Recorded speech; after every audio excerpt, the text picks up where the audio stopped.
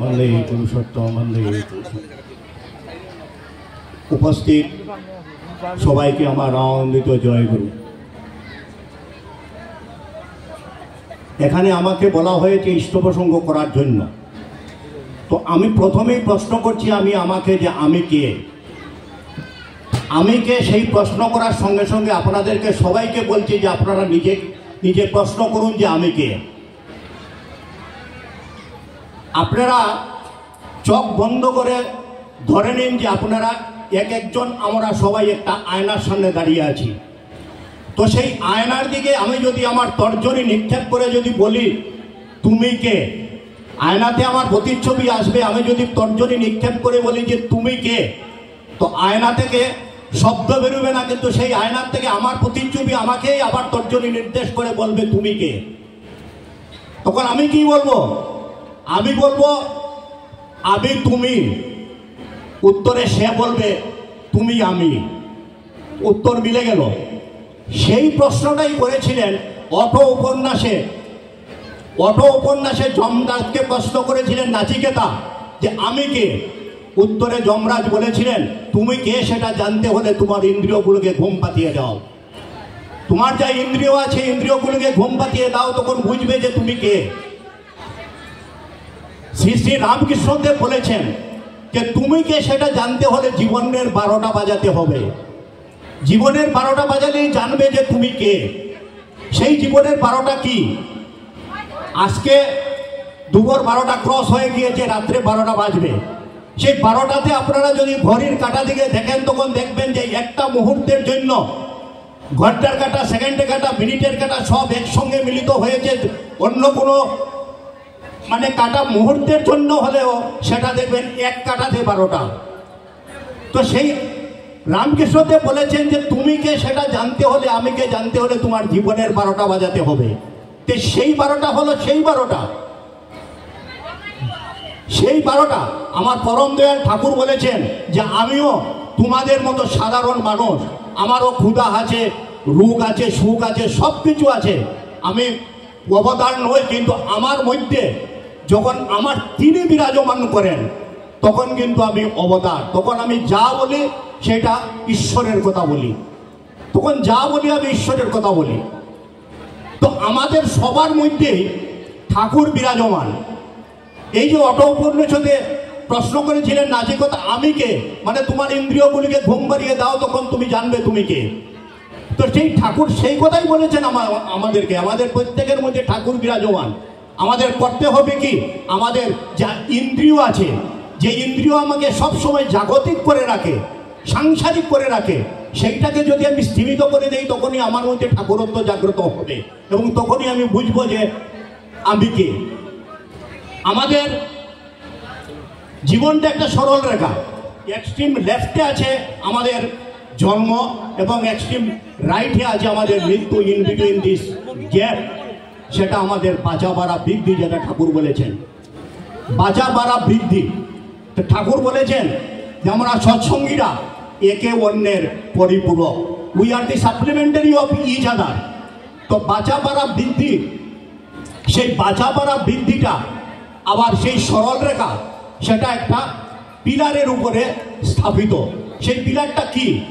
সেই পিলারটা হলো মানবিকতা, সেই পিলারটা হলো একাত্মতা, সেই পিলারটা হলো সরলতা, সেই পিলারটা হলো সাধুতা, সেই পিলারটা হলো মানবিক মূল্যবোধ, যেটা ঠাকুর বলেছেন।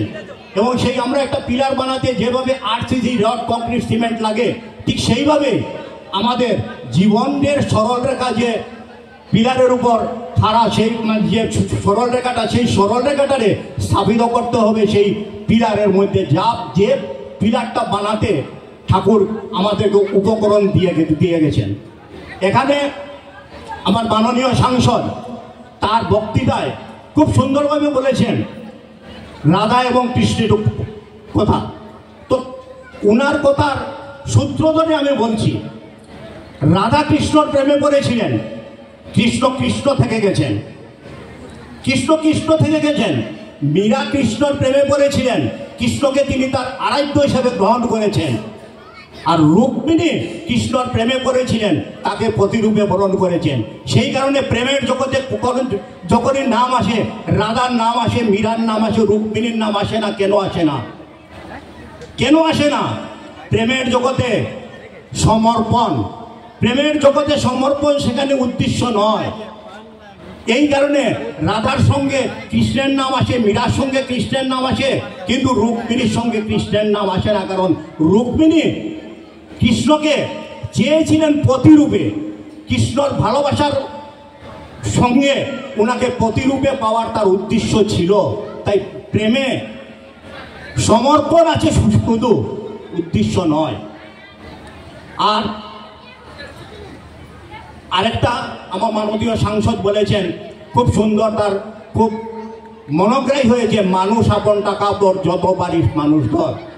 সেই উপলক্ষে আমি একটা ঘটনা বলে আমার বক্তব্য শেষ করছি। উইনস্টন চার্চিলের নাম আমরা সবাই জানি, যিনি পরবর্তীকালে গ্রেট ব্রিটেনের প্রধানমন্ত্রী হয়েছিলেন। সেই উইনস্টন চার্চিল একদিন ট্যাক্সিতে করে তার একটা রেডিও টকের জন্য বিবিসি কার্যালয়ে যাচ্ছেন।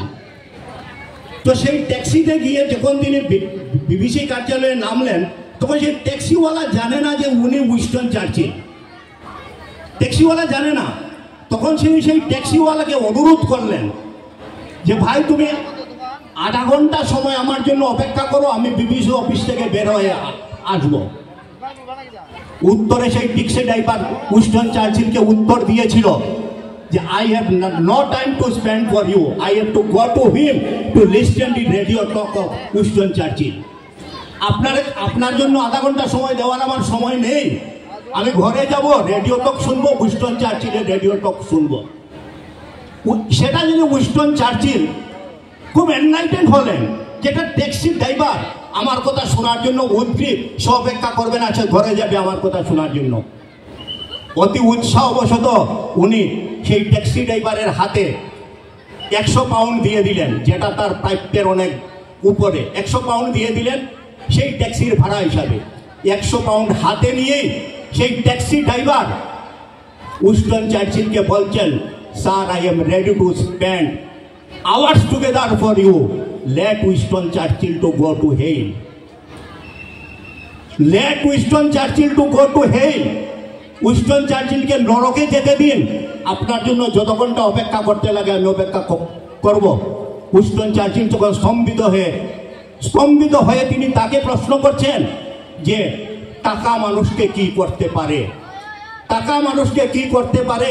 যে 2 মিনিট আগে যে লোকটি বলছে সে আমার জন্য 1 মুহূর্ত টাইম স্পেন্ড করতে পারবে না, সে ঘরে যাবে, উইনস্টন চার্চিলের রেডিও টক শুনবে, সেই ব্যক্তিটি কিনা 100 পাউন্ড পাওয়ার পর বলছে উইনস্টন চার্চিল নরকে যাক, আমি আপনার জন্য যত ঘন্টা পারি আমি অপেক্ষা করব, আমি আছি। যে সেই জায়গাতে আমার ঠাকুর কি বলেছেন, মানুষ আপন টাকা পর যত পারিস মানুষ ধর। আমাদের সৎসঙ্গীরা কোনোদিনও টাকার বিনিময়ে, টাকার লোভে সৎসঙ্গের যা আদর্শ নীতি কোনোদিনও আমরা চেঞ্জ করি না। তো সময় সংক্ষিপ্ত, বেশি বলার ইচ্ছা থাকলেও বলতে পারবো না।